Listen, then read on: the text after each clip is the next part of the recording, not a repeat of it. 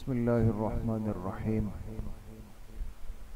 अल्हम्दुलिल्लाह, आज हम सब के लिए एक मर्तबा फिर बड़ी खुशी, सआदत और शुक्र का मौका है कि हमारे शेख व मुर्शिद महबूबुल उलमा वस्सुलहा शेखुल अरब वल अजम सरताज मशाइख नक्शबंद हज़रत अक़दस हज़रत मौलाना पीर सैयद मोहम्मद शाह नक्शबंदी साहब दामद बरकातुहुम मज़ीद मजदुहुम तशरीफ़ लाए हैं। हमारे सरों पर शफ़क़त और सरपरस्ती का हाथ रखा है।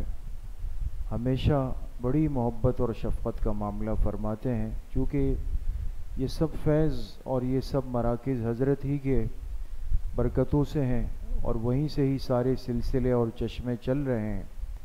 खानक़ाह मिस्कीनपुर शरीफ जो हम सब का रूहानी मरकज़ है, और बचपन से हमने अपने वालिदैन से, मामू जान से वहाँ के बड़े तज़किरे सुने।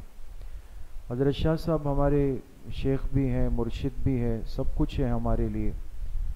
तो कराची तशरीफ़ आवरी हुई, हमने दरख्वास्त की, बड़ी मोहब्बत का मामला फ़रमाया और इदारे को वक्त दिया।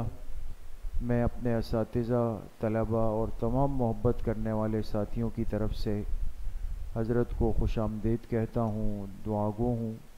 अल्लाह पाक हज़रत की उम्र में, सेहत में खूब खूब बरकतें नसीब फरमाए और पूरी दुनिया तक अल्लाह पाक हज़रत के फैज़ को, सिलसिले को आम व ताम फरमाए। इंशाअल्लाह हज़रत का कीमती बयान होगा, उससे पहले एक मुख्तसर सी तिलावत और नात होगी, उसके बाद इंशाअल्लाह हज़रत का वाज शुरू होगा।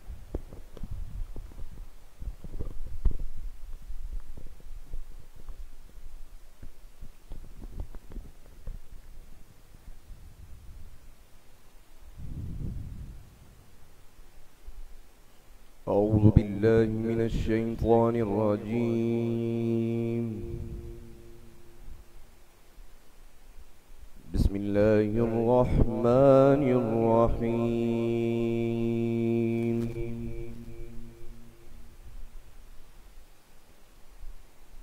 والضحى والليل إذا سجى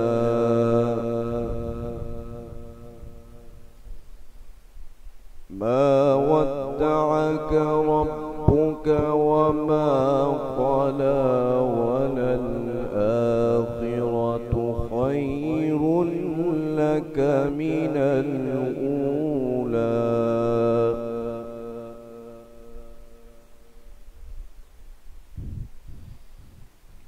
ولسوف يعطيك ربك فترضى ألم يجدك يتيما فآوى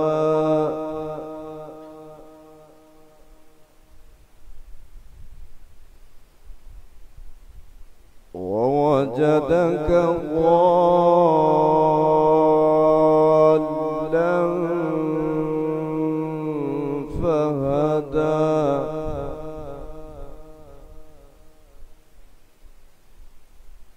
ووجدك عائلا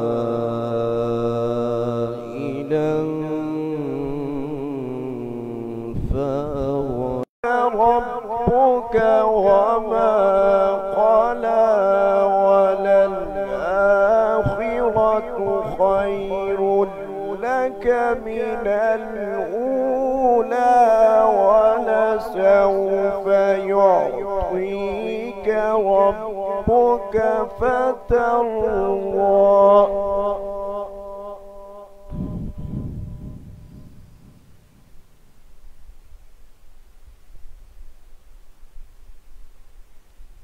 ألم يجدك يتيما فآوى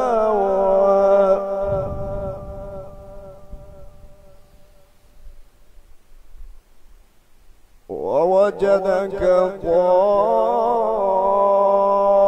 ضالا فهدى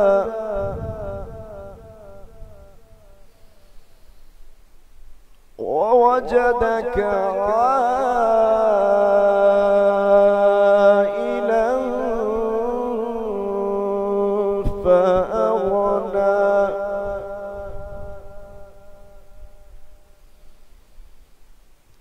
فأما اليتيم فلا تقهر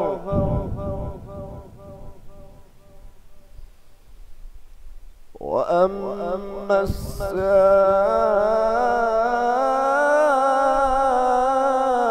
السائل فلا تنهر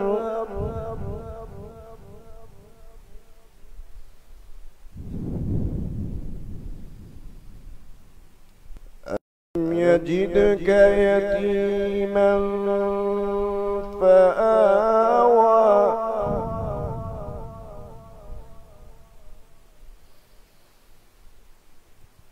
ألم يجدك يتيما فآوى ووجدك ضالا فهدى ووجدك عائلا فأغنى فأما اليتيم فلا تقهر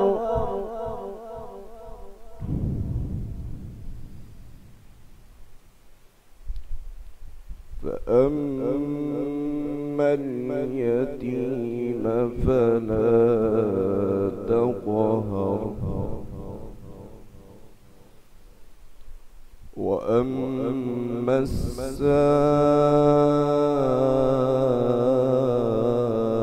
السائل فلا تنهر وأما بنعمة ربك فحدث صدق الله العظيم.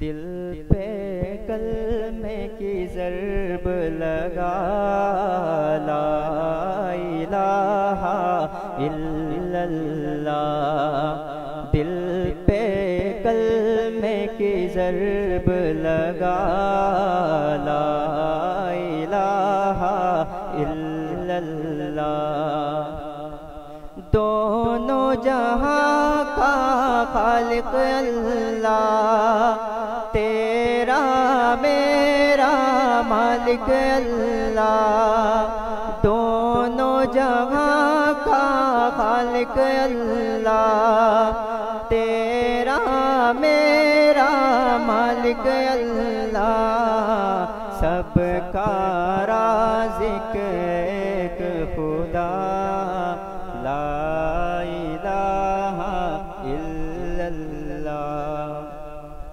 صبح و شام اس کا ذکر کیا کر، ہر دم اس کا نام لیا کر، صبح و شام اس کا ذکر کیا کر، ہر دم اس کا نام لیا کر، اس کے نام میں کتنا مزہ لا الہ الا اللہ، دل پہ کلمے کی ضرب لگا لا الہ الا اللہ، مولا دل کا زنگ چھوڑا، قلب نوری پائے جلا،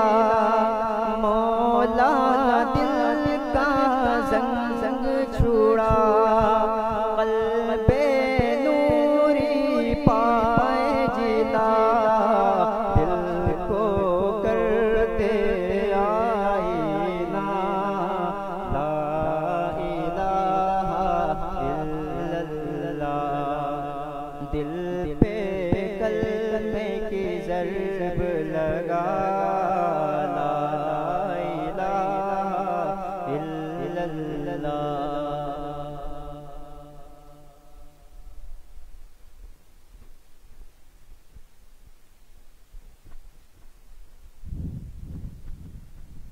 آپ ہیں رحمت کے بے پایا سمندر یا نبی مصطفیٰ مصطفیٰ مصطفیٰ مصطفیٰ آپ ہیں رحمت کے بے پایا سمندر یا نبی آپ میں سب حسن خوبی کے ہیں گوہر یا نبی آپ جب بھی ہوتے ہوں گے زیب منبر یا نبی آپ جب بھی ہوتے ہوں گے زیب منبر یا نبی وہ طلوع مہر جیسا ہوگا منظر یا نبی مصطفیٰ مصطفیٰ مصطفیٰ مصطفیٰ آپ ہیں رحمت کے بے پایا سمندر یا نبی دیدہ دل یا نبی اس کے منور ہو گئے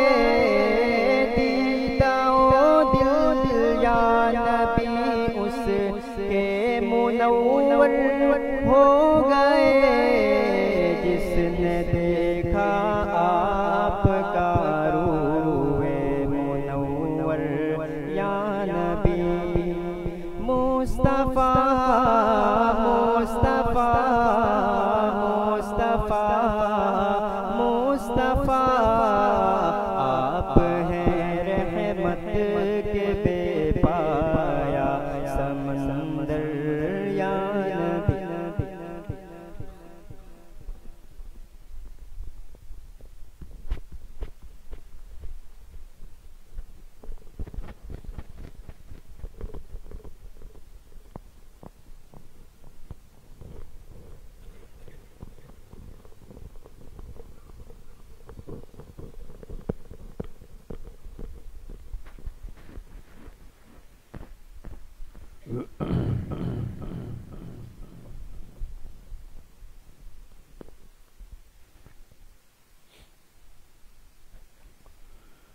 نحمده ونصلي على رسوله الكريم أما بعد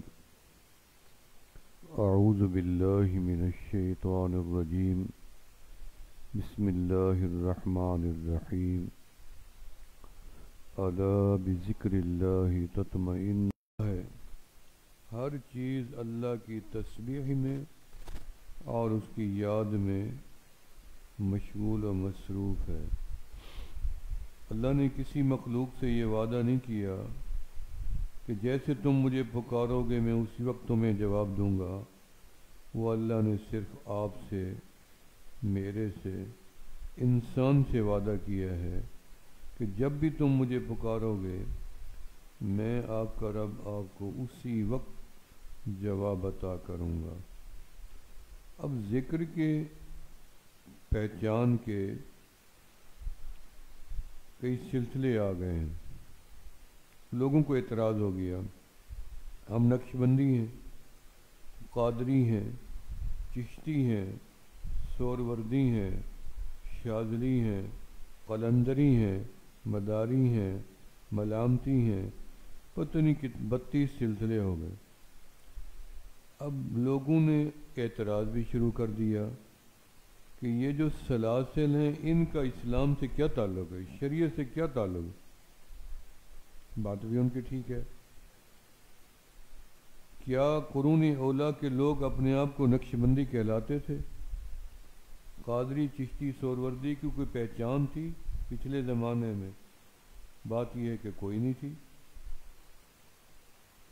میں نے یہ بات کی، میں نے کہا آپ کی یہ بات ٹھیک ہے کہ سیدنا ابو بکر صدیق رضی اللہ عنہ اپنے آپ کو نقشبندی نہیں کہلوایا، سیدنا عمر رضی اللہ عنہ اپنے آپ کو قادری، چشتی، سوروردی، حضرت علی نے، کسی صحابی نے نہیں کہلوایا۔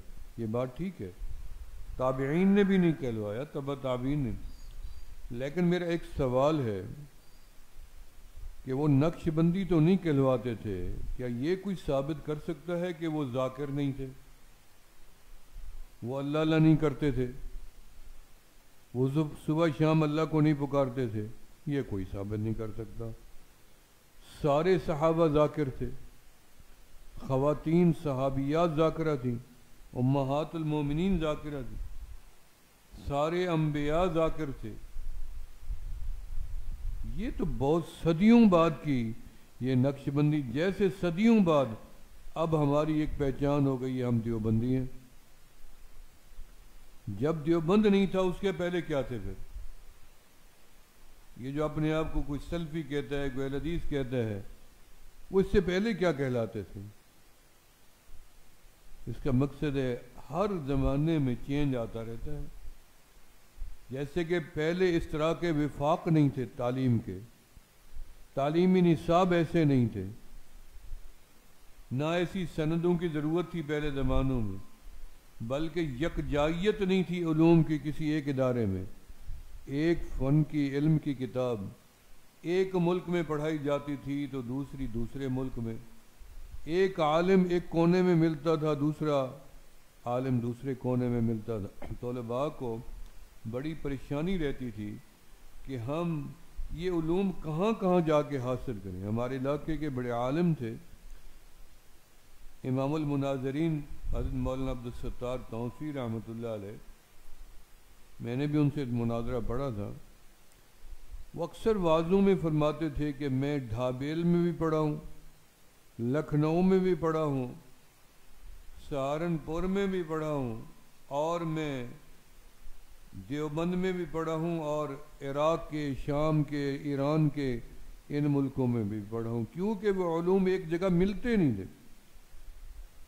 یہ تو مولانا قاسم نانوتوی رحمۃ اللہ علیہ کو اللہ جزائے خیر دیں، جن کی فکر نے ان تمام علوم کو یکجائیت نصیب کر دی کہ اب آپ کو ایک جگہ سے دوسری جگہ جانے کی ضرورت ہی نہیں ہے.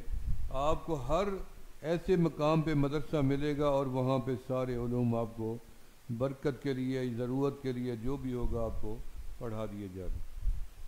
تو ہم دیوبندی کہلانے لگے، کوئی بریلوی کہلانے لگے، مختلف بیچ میں سے پہچانے شروع ہو گئی.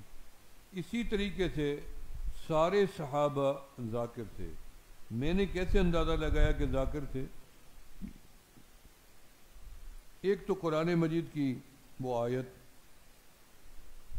ایک صحابی ہیں حضرت عبداللہ ابن بصر رضی اللہ تعالیٰ عنہ، وہ فرماتے ہیں نزلت علی رسول اللہ صلی اللہ علیہ وسلم فہو فی بعض ابیاتہ، یعنی قرآن نازل ہوا اور آپ اپنے گھروں میں سے کسی ایک گھر میں تھے، یعنی آپ کے کئی گھر تھے. آپ کو اکثر علماء نے بتایا کہ آپ کے 9 حجرے تھے، حجرے کے ساتھ حجرہ جڑا ہوا تھا، اور ان حجرے میں کی پیمائش 4 گز لمبی 4 گز چوڑی تھی، اور چھت سر کو لگتی تھی، اتنے چھوٹے چھوٹے تھے. اب ہم حضرت علی کا گھر دیکھ آئے ہیں نجف کوفہ میں، تو حضرت بھی ساتھ تھے، تو وہ چھوٹے چھوٹے کمرے ہیں. تب ہمیں سمجھ آیا کہ حضرت علی کے گھر کی جیسے ازواج رہتی تھیں چھوٹے چھوٹے کمرے میں، تو نبی علیہ السلام بالکل کمرے کے ساتھ کمرہ، کمرے کے ساتھ کمرہ. تو تب ہمیں وہاں جا کے فکر ہوئی کہ نبی علیہ السلام کے گھر بھی ایسے ہوں گے. تو صحابی رسول کیا فرماتے ہیں؟ فَهُوَ فِي بَعْضِ أَبْيَاتِهِ، وہ اپنے گھروں میں سے کسی ایک گھر میں تھے، اس کا مجھے خبر نہیں کیونکہ میں باہر تھا. کیا آیا تھا؟ حکم آیا، قرآن آیا وَاصْبِرْ نَفْسَكَ مَعَ الَّذِينَ يَدْعُونَ رَبَّهُمْ. اللہ نے اپنے محبوب علیہ السلام کو حکم دے دیا کہ آپ یہاں نہ بیٹھیں اپنی ازواج کے ساتھ، اہل خانہ کے ساتھ، آپ وہاں جائیں، ان کے ساتھ جا کے بیٹھیں جو یدعون ربہم، جو بیٹھے اپنے رب کو یاد کر رہے ہیں. فقام فخرج، آپ فوراً کھڑے ہوئے، فخرج باہر آ گئے، یلتمسہم ڈھونڈنے لگ گئے، یعنی قریب نہیں بیٹھے تھے کہ آپ نکلے تو نظر آ گئے، نہیں، مقصد کہیں چھپے بیٹھے تھے. یلتمسہم ڈھونڈنے لگ گئے. فوجد قومن، پھر آپ نے ایک جماعت کو پا لیا، قومن جماعت، فرد نہیں۔ ہمارے اوپر اعتراض کرتے ہیں، نقش بندی لوگ حلقہ لگا کے بیٹھ جاتے ہیں، پھر ہم کہاں لگا کے بیٹھ جاتے ہیں؟ ہمیں تو بڑوں نے بتایا ہے، ہمیں تو نبی علیہ السلام کے صحابہ سے یہ عمل ملا ہے۔ آپ نے دیکھا سائر الراس، بال کھلے پڑے ہیں غربت کے مارے، وذا الثوب الواحد، ایک کرتا ہے، وجاف الجلد، بھوک سے پیاس سے ان کی جلدیں خشک ہوئی پڑی۔ وہ ایک جماعت تھی بڑی جو آپ صلی اللہ علیہ وسلم نے خود دیکھی۔ آپ نے ان سے پوچھا کہ کیا کر رہے ہو؟ ان نے ادب سے فرمایا کہ جو آپ نے تعلیمات دی ہیں ان کے مطابق عمل کر رہی ہیں، اور رب کی ذات کا تفکر بھی کر رہی ہیں اور شکر بھی کر رہے ہیں، اللہ کا ذکر کر رہے ہیں، مراقبہ کر رہے ہیں۔ ایسے گھٹنے میں سر دیے ہوئے تھے۔ یہ آپ کا، آپ صلی اللہ علیہ وسلم نے وہیں ٹھہر کے کیا ارشاد فرمایا؟ الحمدللہ الذی جعل فی امتی من امرنی ربی ان اصبر نفسی معہم، کہ میرے رب نے مجھے حکم دیا کہ میں محمد ان کے ساتھ جا کے بیٹھوں جو اللہ کی یاد میں مشغول ہیں۔ اب ذاکرین کا آپ کو پتہ چلا کہ ذاکر کا درجہ کیا ہے۔ نبی علیہ الصلوۃ والسلام عرش اعلیٰ سے جب نیچے آئے تو فرمایا میں نے عرش کے نیچے ایک جماعت کو دیکھا، چمکتے چہروں والی، نورانی، منابر پہ بیٹھی ہوئی۔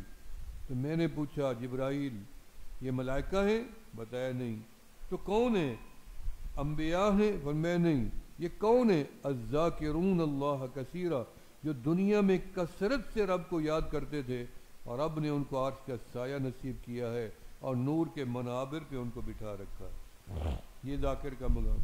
چلو یہاں دیکھ لیتے ہیں کہ ذکر سے ملتا کیا ہے۔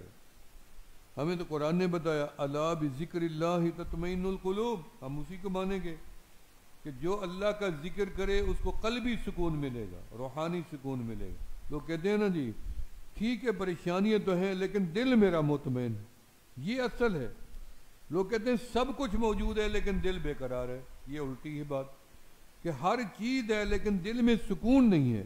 اس کا کوئی حل بتائیں، مولانا کو وظیفہ بتائیں، کوئی طریقہ بتائیں، ہم پھر ان کو بتا دیتے ہیں کہ نماز پڑھ لو دل کو سکون ملے گا، قرآن کی تلاوت کر لو دل کو سکون ملے گا، درود و سلام پڑھ لو دل کو سکون ملے گا، کلمہ طیبہ کا ورد کر لو دل کو سکون ملے گا، یا تنہائی میں بیٹھ کے مراقبہ کر لو دل کو سکون ملے گا، حج کر لو، طواف کر لو، کسی طرح کی بھی کوئی نیکی کر لو تو وہ دل کو سکون دیتی ہے۔ حضرت سعید ابن مسیب رحمۃ اللہ علیہ تابعی گزرے ہیں، فقیہ مدینہ تھے، فقہائے سبع میں ان کا نام ہے۔ ان سے پوچھا گیا کہ ذاکر کی یہ ذکر کی تعریف کر دیں۔ انہوں نے فرمایا کہ ہر دین کا کام جو میں سمجھا ہوں وہ اللہ کا ذکر ہے، ہر دین کا کام۔ یہ تو اور مزہ آ گیا، ہم سمجھتے تھے صرف اللہ اللہ کرنا ذکر ہے، لیکن پھر ہمیں خوشی ہو گئی کہ ہر دین کا کام اللہ کا ذکر ہے۔ آپ یہ نہ سمجھیں کہ نماز پڑھ رہا ہوں میں اللہ کا ذکر کر لیتا، نماز اللہ کا ذکر، درود اللہ کا ذکر، اذان اللہ کا ذکر، تکبیر اللہ کا ذکر، ہر دعا میں جس میں کہتے ہیں اللہم افتح لی ابواب رحمتک، پہلے اللہ کا نام لیتے ہیں، اللہ کا ذکر، اعوذ باللہ کہتے ہیں، اللہ کا ذکر، بسم اللہ کہتے ہیں، اللہ کا ذکر، سبحان اللہ کہتے ہیں تو اللہ کا ذکر، الرحمن الرحیم کہتے ہیں وہ بھی اللہ کا ذکر۔ تو ذکر کا قرآن پاک کا ایک ایک لفظ اللہ کا ذکر بن جاتا ہے، ایک ایک لفظ، ایک ایک نقطہ، ایک ایک حرف اللہ کا ذکر ہے۔ ذکر سے ملتا کیا ہے؟ قرآن بتاتا ہے الا بذکر اللہ تطمئن القلوب، تمہارے بے قرار دل کو قرار ملے گا اللہ کی یاد میں، چاہے بچہ ہو، جوان ہو، طالب علم ہو، استاد ہو، بزرگ ہو، خاتون ہو یا مرد ہو، عربی ہو، اجمی ہو، کلیہ طریقہ ایک ہی ہے کہ سکون قلب صرف اللہ کی یاد میں ہے۔ تو مجھے کیسے پتہ چلا کہ ہر صحابی ذاکر تھا؟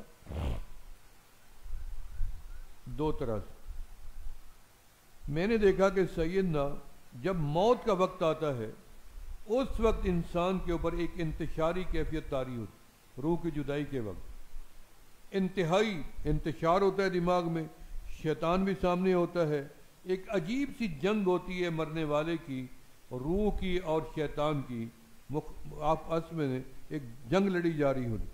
شیطان اپنی طرف متوجہ کرتا ہے، رب کی طرف سے بھیجے گئے ملائکہ اس کا رخ موڑ کے، بلکہ شیطان کے آگے وہ ٹھہر جاتے ہیں تاکہ شیطان پیچھے ہو جائے، اور اپنا چہرہ سامنے رکھتے ہیں مرنے والے کے کلمہ گو کے، تاکہ یہ بندہ خاتمہ بالخیر لے کے اللہ کا دنیا سے جائے۔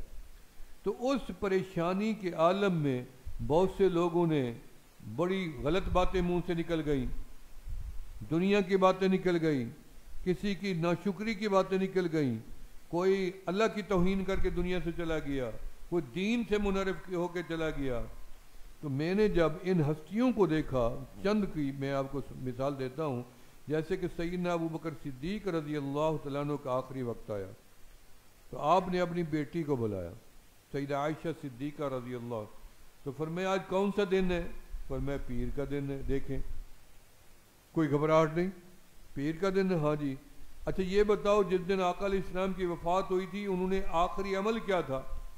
فرمایا مجھے آپ نے حکم دیا کہ میں آپ کے لیے ایک مسواک لے آؤں، جب میں لے کے آئی تو آپ نے فرمایا اس کو چبا بھی دو، پھر وہ آپ نے آخری وقت میں منہ میں ڈالا، پہلے میں نے ڈالا۔ حضرت صدیق اکبر نے فرمایا کہ جاؤ پہلے مسواک لے آؤ، پھر اپنے منہ میں چباؤ، پھر مجھے دو، تاکہ یہ بھی میری سنت ادا ہو جائے۔ یہ اطمینان قلب نہیں ہے تو اور کیا ہے؟ اتنی تسلی، اور موت سامنے نظر آ رہی ہے، 63 سال عمر ہے، نبی علیہ السلام کی 63 سال عمر ہے، دن بھی پیر کا ہے، وہ بھی دن پیر کا تھا۔ جو عمل نبی علیہ السلام نے آخری فرمائے سارے صدیق اکبر رضی اللہ پورے کے پورے وہی کے وہی فرمائے، اطمینان کے ساتھ، الا بذکر اللہ تطمئن القلوب۔ تو اس کا مقصد ہے صدیق سب سے بڑے ذاکر تھے۔ نبی علیہ السلام فرمائے اللہم ثبت فی صدر ابا بکر، اللہ جو انعامات آپ نے میرے سینے میں بھرے ہیں سارے کے سارے میرے ابو بکر کے سینے میں بھی بھر دے۔ یہ روحانیت ہے۔ اب آئیں سیدنا عمر رضی اللہ عنہ، جب آپ کو اطلاع دی گئی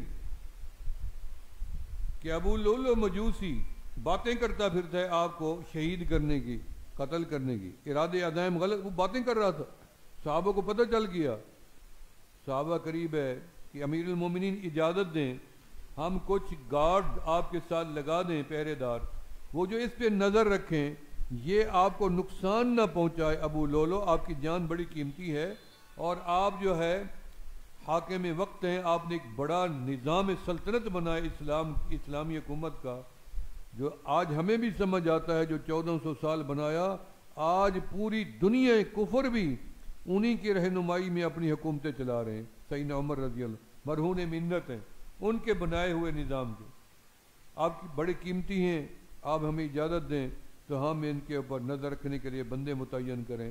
تو سیدنا عمر رضی اللہ مسکرا پڑے، فرمایا ان کے اوپر نظر رکھنے کے لیے بندے آپ لگائیں گے؟ ہاں جی۔ تو انہیں فرمایا، سوال کیا جب اسرائیل آئے گا تو یہ آپ کے جو گارڈ ہیں اس پہ بھی نظر رکھیں گے کہ اس کو میرے پاس نہ آنے دیں؟ انہوں نے کہا وہ تو نہیں رکھیں گے۔ پھر اس کی کیا ضرورت ہے؟ یہ اطمینان قلب کی دیکھیں، اور اطمینان قرآن کہتا ہے اس کو ملے گا جو میرا ذکر کرے گا، الا بذکر اللہ تطمئن القلوب۔ اور جب آپ کو ضرب ماری گئی نماز فجر میں، آپ خود امامت کروا رہی ہیں تو آپ گر گئے۔ اب پچھلے نمازیوں کی دیکھیں، وہ بھی سارے صحابہ ہیں، کسی نے حضرت عمر کو اٹھایا؟ زخمی عمر امیر المومنین ہے، اتنی فکر تھی کہ ان کو شہید کوئی نہ کر دے، وہ مضروب ہوئے پڑے ہیں، خون مسجد نبی میں بہتا جا رہا ہے، کسی صحابی نے حضرت عمر کی طرف نہیں دیکھا، ایک صحابی اور مثلث پہ، تاکہ رب کی نماز عبادت ذکر اللہ کا پورا کیا جائے۔ وہ شہید ہوئے، دوسرا، تیسرا، چوتھا، پانچواں، چھٹا، 7 صحابہ زخمی بھی ہوئے، شہید بھی ہوئے، لیکن اللہ کی نماز مکمل کی گئی۔ یہ اطمینان نہیں ہے تو اور کیا ہے؟ اور سیدنا عمر رضی اللہ جب پتہ چلا کہ مجھے ڈاکٹر حکیموں نے بتا دیا جو اس وقت اطباء تھے کہ آپ کا بچنا محال ہے، علاج تو تھے نہیں اس طرح کے جو آج سرجری کے ہیں، خون بہت بہہ گیا تھا، تو آپ وصیت نصیحت فرما دیں۔ تو آپ نے سب سے پہلے اپنے بیٹے کو بلایا، سیدنا عمر عبداللہ ابن عمر رضی اللہ، تو فرمایا کہ عبداللہ ایسا کرو کہ میری ماں کے پاس جاؤ، سیدہ عائشہ صدیقہ رضی اللہ، اور ان سے جا کے یوں کہو کہ آپ کے بیٹے نے بھیجا ہے، غلام نے بھیجا ہے، یہ نہ کہنا امیر المومنین، وہ تو میرا حکم ہو جائے گا۔ ان کی خواہش ہے کہ اگر آپ اجازت دیں تو میری موت کے بعد میں اپنی قبر اپنے محبوب کے پہلو میں بنوا لوں، میری خواہش ہے، اور اماں اجازت دیں تو پھر میری قبر اندر بنانا، وگرنہ بقی۔ حضرت عبداللہ گئے اور جا کے اماں سے کہا کہ آپ کے بیٹے یا غلام یہ فرما رہی ہیں، تو حضرت عائشہ صدیقہ نے ٹھنڈا سانس لیا اور فرمایا کہ اگر میرے آقا آج زندہ ہوتے اور عمر خواہش کا اظہار کرتے، مجھے یقین ہے کہ آقا منع نہ کرتے۔ میں نے اپنی جگہ قربانی دی ہے اور میں اپنی جگہ عمر کو دیتی۔ پھر فرمایا کہ حذیفہ بن یمان کو بلاؤ، ہم اکٹھے گئے ان کی قبر پہ، مراقبہ کیا، کیا ہستیاں تھیں، یہ امین تھے، ان کے سینے میں رازدار مصطفیٰ، بڑے راز تھے سینے میں۔ فرمایا حذیفہ تنہائی میں میرا آخری وقت ہے، میرے پر ترس کھاؤ، مجھے اتنی تو بتاؤ، آقا علیہ السلام نے آپ کو کچھ منافقین کے نام لکھوائے ہیں، کیا میرا نام تو نہیں لکھوایا؟ رونے لگ گئے۔ پھر میں کیا بتاؤں، امانت ہے، راز ہے، آپ میرے سے پوچھنا چاہتے ہیں۔ پر میں حذیفہ میرا آخری وقت ہے، یہی تو بھلا کر دو، میں اطمینان سے مرنا، یعنی اتنی بھی پریشانی نہیں، اطمینان سے۔ فکر دیکھیں، یہ ہے اصل اطمینان، وگرنہ کون پوچھتا ہے ان چیزوں کو؟ وہ کہتا ہے جلدی کرو، مجھے بچاؤ مجھے بچاؤ۔ جیسے کہ وہ چین کی خبر ہم نے پڑھی کہ ایک عورت پورا ٹرالا ڈالر کا بھر کے لے آئی ہسپتال میں، کہنے لگی میں پورا ٹرالا کنٹینر بھر کے لے آئی ہوں، کوئی آپ میں سے ڈاکٹر میرا علاج کر کے مجھے میری زندگی بچا لے۔ انہوں نے کہا جی ہم زندگی کا یہ علاج زندگی کا کرتے ہیں، موت کا نہیں کرتے ہیں، آپ کا اور موت کا فیصلہ کوئی دور نہیں رہا، قریب آ گیا ہے، کینسر ہے، مولے کا علاج کوئی نہیں ہے۔ جب ڈاکٹروں نے ہاتھ کھڑے کیے تو اس نے مڑ کے کنٹینر کی طرف دیکھا، اس نے کہا اس سارے پیسے کو زمین پہ پھیلا دو اور لوگوں کو پیغام دے دو کہ اس کے پیچھے نہ بھاگو، یہ تمہیں ایک دن سانس زندگی کا بڑھا کے دولت نہیں دے سکتی، اس ذات کے پیچھے بھاگو جو تمہارے سانس بھی بڑھا سکتا ہے، تمہاری زندگی بھی بڑھا سکتا ہے، وہ مالک ہمارا رب ہے۔ حضرت عمر رضی اللہ عنہ حذیفہ بن یمان نے اتنی اشارہ دیا کہ آقا علیہ الصلوۃ والسلام جو نام لکھوائے تھے ان میں آپ کا نام نہیں آیا، خوش ہو گئے۔ لیکن پھر بلایا بیٹے کو، عبداللہ اس حذیفہ بن یمان پہ نظر رکھنا، کیا یہ میرے جنازے میں آتا یا نہیں آتا، میرے جنازے کو کندھا دیتا یا نہیں دیتا، اگر یہ کندھا نہ دے جنازے میں نہ آئے، سمجھ جانا کہ اس نے ڈر کے یہ بات کی ہے، پھر میری قبر میرے آقا کے پہلو میں نہ بنانا، مجھے قبرستان میں دفن کرنا، اور دوسرا اماں کے بعد پھر جانا میرے مرنے کے بعد اماں سے دوبارہ اجازت مانگنا، ہو سکتا ہے اماں اجازت نہ دے، ہو سکتا ہے میں امیر المومنین اب تو میں نہیں رہا۔ پھر دوبارہ جب گئے حضرت حذیفہ نے کندھا بھی دیا رضی اللہ، حضرت حذیفہ نے جنازہ بھی پڑھا، تسلی ہو گئی۔ پھر آپ کی میت لائی گئی تو حضرت عائشہ صدیقہ اندر ہی بیٹھی تھی، بڑی چادر اوپر لپیٹی، آواز دی گئی اماں آپ کا بیٹا غلام عمر آ گیا ہے۔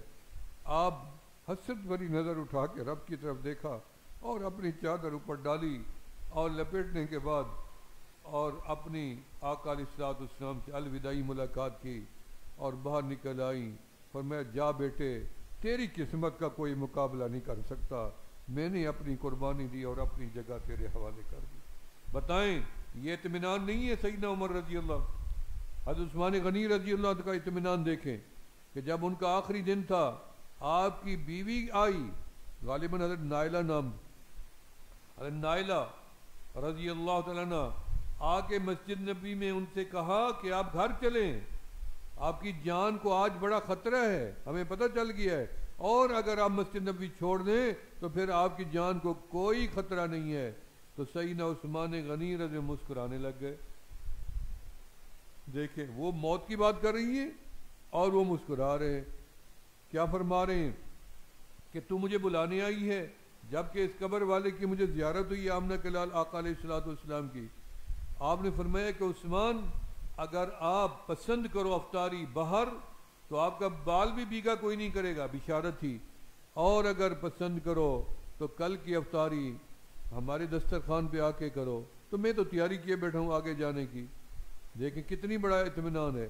حضرت مرزا مظہر جان جانا حبیب اللہ شہید رحمۃ اللہ علیہ ہمارے سلسلے کے بزرگ ہیں، تو ان کو زیارت ہوئی خواب میں، تو آپ کو بتایا گیا نبی علیہ الصلوۃ والسلام کہ کل آپ افطاری ہمارے پاس کریں گے. تو اگلے دن وہ نہائے، بڑے حسین تھے، نواب تھے. میں نے آپ کا وہ لباس بھی دیکھا اکاڑا میں، وہ ڈاکٹر ہیں آج کل لاہور میں رہتے ہیں، جو انہوں نے زیب تن کیا ہوا تھا جس پہ وہ شہید ہوئے تھے، ان کے خون کے قطرے لگے ہوئے تھے. تو آپ نے بہترین شاہی لباس پہنا، زلفوں میں اعلیٰ قسم کا تیل ڈالا، سرما لگایا اور پوری اچکن پہلی، نواب دلہے جیسا سج کے بیٹھے تھے. مریدین نے کہا حضرت یہ کیا ہے؟ تو فرمانے لگے آج ہماری شادی ہونے والی ہے. بتائیں یہ اطمینان نہیں ہے تو کیا ہے؟ موت کی تیاری. سیدنا عثمان غنی آخری حضرت علی کرم اللہ وجہ کا دیکھیں کہ جب حضرت علی کرم اللہ وجہ کا آخری وقت آیا، عبد الرحمن ابن ملجم یہ بڑا نیک انسان تھا، یاد رکھنا، تھا بڑا قرآن پڑھنے والا تھا، ایک دن میں قرآن ختم کر لیتا تھا، اور آخری وقت تک جب اس کی گردن کاٹے گی تب بھی یہ قرآن پڑھ رہا تھا. کس نے حضرت علی کو ضرب لگائی تو جب آپ کی داڑھی میں خون آیا تو آپ نے فرمایا صدقت یا حبیبہ یا رسول یا محبوبہ. فرمایا آپ نے سچ فرمایا تھا کہ تیری داڑھی جب رنگین ہوگی تیرا آخری وقت ہوگا. آج میری داڑھی رنگین ہو گئی، میرا آخری وقت ہے. آپ نے مڑ کے دیکھا، فرمایا مجھے کس نے ماری ضرب؟ انہوں نے کہا یہ عبد الرحمن پکڑا گیا تھا. آپ نے فرمایا میرے سامنے اس کو شربت پلاؤ. یہ کہ اطمینان دیکھیں، اپنی صحت کو چھوڑ دیا. فرمایا میں اپنا خون اس کو معاف کرتا ہوں، اور اگر میں زندہ رہا تو میں عدل خود کروں گا، اور اگر آپ عدل میں اس کا قصاص کا فیصلہ کرو تو صرف اس کی گردن کاٹ دینا. بتاؤ یہ اطمینان نہیں تھا اور کیا تھا؟ سیدنا امام حسین رضی اللہ عنہ کو دیکھ لیں کہ جب ان کا آخری وقت آیا، آپ نے اکثر علماء سے سنا ہے کہ جب ان کے 72 افراد یا 103 افراد جو وہاں کوفی بھی ساتھ ملے تھے، سارے ملا کے 107 یا 103 تعداد بنتی ہے، شہید کر دیے گئے. آخر میں حضرت امام حسین امام علی مقام جب اس وادی میں گئے، خیمے سے باہر نکلے تو آپ کو چاروں طرف سے تیروں کی بارش ہو گئی، کیونکہ یہ جنگ نہیں تھی. آپ یہ یاد رکھنا یہ کربلا میں جنگ نہیں تھی. جنگ کے تو اصول ہوتے ہیں، یہاں تو اصول ہی کوئی نہیں تھا. جنگ میں اصول ہوتا ہے کہ بچوں کو نہیں مارنا، بوڑھوں کو نہیں مارنا، میدان طے ہوتے ہیں، اوقات طے ہوتے ہیں، پھر ٹھہرایا جاتا ہے، صفیں بنتی ہیں، ادھر سے دو نکلتے ہیں، ادھر سے دو بلوان آتے ہیں، پھر ان کے ٹاکرا مقابلہ ہوتا ہے. یہ تو انہوں نے آنن فانن 5000 کوفی تھے اور یہ بیچارے تھوڑا سا قافلہ تھا. ان کے بعد گھوڑے تھے، ان کے بعد تیر تھے، ان کے بعد ڈھالیں تھیں، ان کے بعد سارا جنگی سامان تھا، اور ان کے پاس تو کچھ تھا ہی نہیں. یہ بیچارے فوراً شہید ہوتے گئے. یہ ظلم تھا، یہ جنگ نہیں تھی. اس کو ہمیشہ یاد رکھنا، یہ کربلا میں صرف ظلم تھا، اور مظلوم میرے آقا علیہ السلام کا خاندان تھا. حضرت امام حسین جب آخری باہر نکلے تو آپ کو پیچھے سے تیر لگا، سامنے سے لگے، آپ کی تلوار ماری گئی، بازو کٹی تو آپ سجدے کی طرف گئے. تو آپ نے سجدے سے منہ اوپر کر کے کیا آخری جملہ فرمایا؟ اللہ سے گلہ تو نہیں کیا کہ اللہ میں تیرے محبوب کا نواسا نہیں تھا؟ کر سکتے تھے. کیا آپ نے مجھے سید الشباب اہل جنہ نہیں تیرے محبوب نے فرمایا؟ کر سکتے تھے، لیکن نہیں. کیا فرمایا؟ رضیت برضائک یا ربی ورضیت بقضائک یا ربی. میں حسین تیری رضا پہ بھی راضی ہوں اور تیری قضا پہ بھی راضی ہوں. یہ اطمینان قلب ہے جو ملا کس وجہ سے؟ الا بذکر اللہ تطمئن القلوب. یہ قلب کو اگر روشن رکھنا ہے تو اللہ کا ذکر کرنا پڑے گا، زندہ رکھنا ہے تو اللہ کا ذکر کرنا پڑے گا، اس قلب کو رب کے ساتھ جوڑنا ہے تو اللہ کا ذکر کرنا پڑے گا۔ اس لیے ذکر سے کبھی اپنے دل کو خالی نہ ہونے دیں۔ دل ایک برتن ہے، برتن میں صرف ایک ہی چیز آ سکتی ہے، وہ ہے اللہ کا ذکر۔ اگر اس میں آپ نے دنیا بھر دی تو ذکر کہاں لے جائیں گے؟ لہذا دنیا کو ایک طرف رکھیں، کہ دل کو ہمیشہ اللہ کے لیے تیار رکھیں۔ فرمایا کہ دل اللہ کی محبت کی جگہ ہے، اللہ کی محبت کی جگہ ہے، اللہ کا گھر ہے۔ قلب المومن عرش اللہ یا قلب المومن بیت اللہ، یوں بھی لکھا گیا ہے۔ یہ دل مومن کا عام چیز نہیں ہے جو آپ منٹ میں دل توڑ کے بیٹھ جاتے ہیں۔ دل نہ توڑا کریں، ہر ٹوٹے دل میں اللہ رہتے ہیں، ہر ٹوٹا دل اللہ کا گھر ہے۔ علماء کہتے ہیں کہ جب دل اللہ کا گھر ہے تو پھر اللہ ہی دیکھ بھال کریں، ہم کیوں کریں؟ گھر تو اس کا ہے، جس کا گھر ہوتا ہے وہ خود دیکھ بھال کرتا ہے۔ تو پھر کتابوں میں لکھا ہے کہ جس کا گھر ہو اور وہ گھر کسی اور کو مل جائے استعمال کے لیے تو وہ دیکھ بھال اس کی ذمہ داری ہوتی ہے۔ گھر ضرور رب کا ہے لیکن استعمال کے لیے ہمیں مل گیا تو ہم نے اس کی دیکھ بھال کرنی ہے۔ کوئی اپنا گھر گندا چھوڑتا ہے، روزانہ خود صفائی نہیں کرتے تو ماسیوں کی ڈیوٹی لگا دی، وہ صفائیاں کرتی ہیں، گلیاں صاف ہوتی ہیں، محلے صاف ہوتے ہیں، آفس صاف ہوتے ہیں۔ صفائی کا ایک لازمی امر ہے پوری دنیا میں۔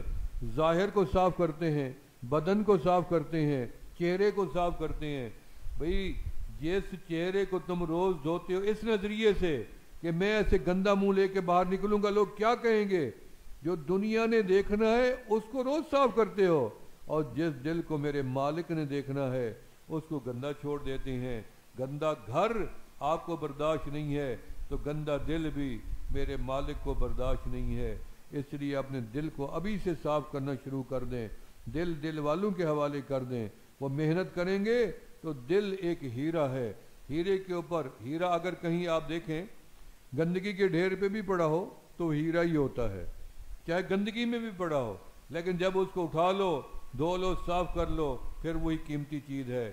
دل کے اوپر جب ہم گناہ کرتے ہیں تو گندگی کی طرح اس کے اوپر ڈھیر لگتے جاتے ہیں، لیکن ہیرا تو وہ ہے ہی، جیسے اللہ کی ضرب لگاتے ہیں الشیطان جاسم علی قلب ابن آدم اذا ذکر خنس واذا غفل وسوس لکل شیء ثقالا وثقالۃ القلوب ذکر اللہ۔ فرمایا اس دل کو صاف کرنے کے لیے بھی اللہ کا ذکر ہے۔ اگر ایک ایک ہتھوڑی کا یہ ٹھکا لگتا رہے تو بڑے سے بڑا پتھر بھی ٹوٹ پڑتا ہے۔ یہ تو دل ہے، ہتھوڑے کی اس چوٹ کے اندر اتنی اثر کہاں ہے جو اللہ کے نام کی چوٹ میں اتنی اثر ہے۔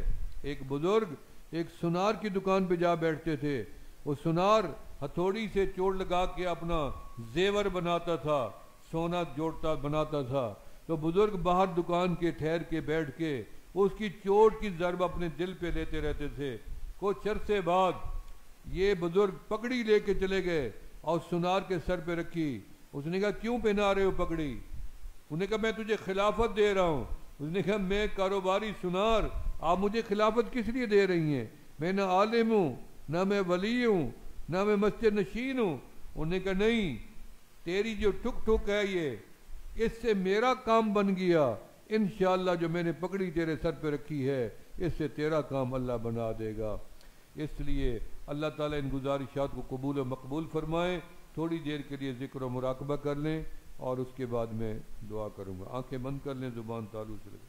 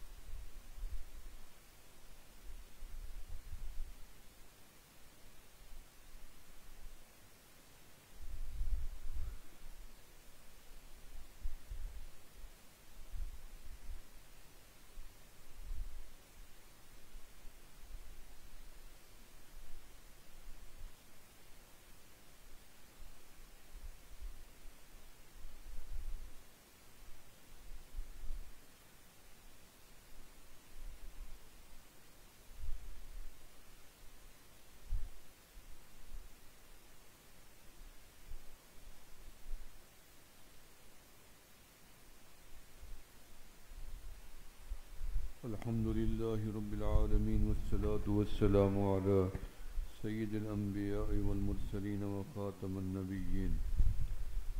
الہ العالمین ہماری حاضری قبول و مقبول فرما، اس ادارے کو دن دگنی رات چگنی مزید ترقی عطا فرما۔ حضرت مفتی محمد خالد صاحب یا اللہ ان کی عمر میں برکت عطا فرما، ان کا سایہ دیرگاہ سلامت فرما۔ حضرت مولانا مفتی محمد قاسم صاحب نور اللہ مرقدہ کی مغفرت فرما، ان کے درجات کو مزید بلند سے بلند تر فرما، اور ان کی بھی زندگی بھر کی خدمات کو قبول و مقبول فرما۔ اس ادارے میں زیر تعلیم جتنی بھی طلباء ہیں ان کے سینوں کو خوب روشن فرما، حافظ قوی فرما، تمام علوم کو ان کے اوپر آسان بھی فرما، اور یا اللہ ان کے وجود سے اپنی مخلوق کو فیضیاب فرما۔ پوری دنیا میں یا اللہ امن قائم فرما، ملک پاکستان کی عالم اسلام کی حفاظت فرما، غزہ کے مسلمانوں کی حفاظت فرما۔ رب کریم ہم سب کو حرمین شریفین کی مقبول حاضری نصیب فرما، زندگی بھر کی مانگی ہوئی دعاؤں کو قبول فرما، ہم سب کے موتاد کی، والدین کی، عزیز و اقارب کی مغفرت فرما، پوری امت محمدی علیہ الصلوۃ والسلام کو نیک اور ایک بنا، اور تفرقہ بازی سے محفوظ فرما۔ مساجد کی، مدارس کی اور دعوت و تبلیغ کے مراکز کی، خانقاہوں کی حفاظت فرما، ہمارا عظیم مرکز رائیونڈ کی حفاظت فرما، مسکین پور شریف کی خانقاہ کی بھی حفاظت فرما۔ یا الہ العالمین جو بزرگ ہمارے بیمار ہیں ان کو صحت یاب فرما، خصوصاً حضرت مولانا پیر ذوالفقار احمد صاحب یا اللہ علیل ہیں، ان کو جلد اور مکمل صحت یابی عطا فرما۔ یا اللہ زندگی بھر کی مانگی ہوئی دعاؤں کو بھی قبول فرما، اور آئندہ بھی قبولیت والے اعمال اور دعائیں ہم سب کو نصیب فرما۔ ربنا آتنا فی الدنیا حسنہ وفی الآخرۃ حسنہ وقنا عذاب النار وادخلنا الجنۃ مع الابرار یا عزیز یا غفار یا رب العالمین۔